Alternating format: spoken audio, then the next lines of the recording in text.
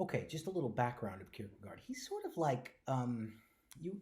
He's a Protestant philosopher, and he's sort of like the intellectual, or the radically intellectual, philosophical evangelical, if you will. He comes from the Lutheran tradition, and if you know anything about Luther, the big insight that he had in that caused the Reformation was this idea of sola fide, or by faith alone, or that is justification before God by faith alone, justification by faith alone. And it turns out that the Catholics and the Lutherans got together in the 20th century, about 20 years ago, I think, maybe 15 years ago, and agreed that they mean the same thing. In other words, we're saved by faith. That's what Catholics believe, and all Christians believe that, and Lutherans. Luther just expressed it differently, and I think what he says is very compatible with any Christian religious tradition. The idea that, Jesus says this in the Gospels a lot. One of the most beautiful stories in the Gospel is in Luke chapter 7, I think. Yeah, Luke 7, where a sinful woman, it's often associated with Mary Magdalene, comes crying before his feet, and she weeps on him, washes his feet with her tears, and dries them with her hair. And this is the scene is great in Jesus Christ Superstar. It's Everything's All Right is the song. Anyway, the Pharisees object, and Jesus says, "Leave her alone. Her sins are forgiven because she loved much." But he who is forgiven little loves little. And then he and I love this in, I think it's Jesus of Nazareth, the rendition from the 80s or 70s.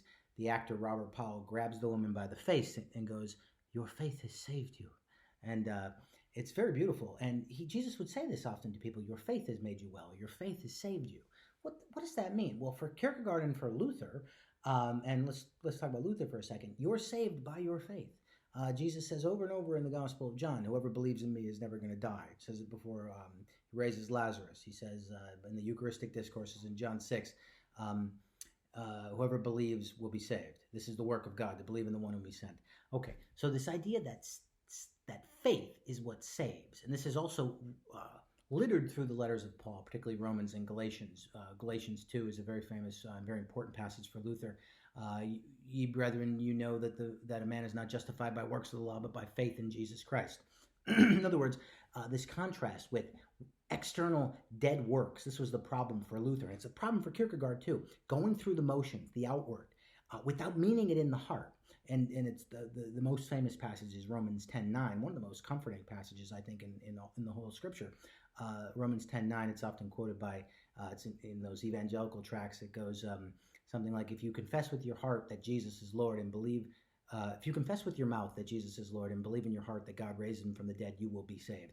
And it goes down a little bit more and it says, whoever calls on the name of the Lord will be saved. Very beautiful passage. But the point is, if you believe in your heart, there's salvation. Okay, so salvation is just a a leap, a belief, a faith commitment in the heart. And that justifies you before God. And that's the big thing. And that's the big debate often Protestants and Catholics have. Are we justified by works or by faith alone? Well, Kierkegaard's going to say we're justified by faith alone in the Lutheran tradition. But it's not as though that faith doesn't lead to action, because this is a total commitment. It's a total appropriation and owning and meaningful act where you own the element of truth, the object of truth, namely God.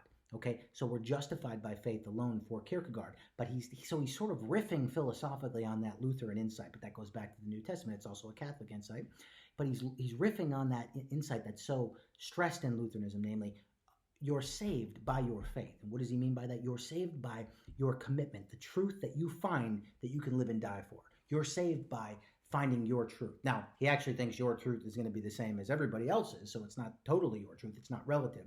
It's truth as subjectivity, not truth as subjective. And that truth is namely God.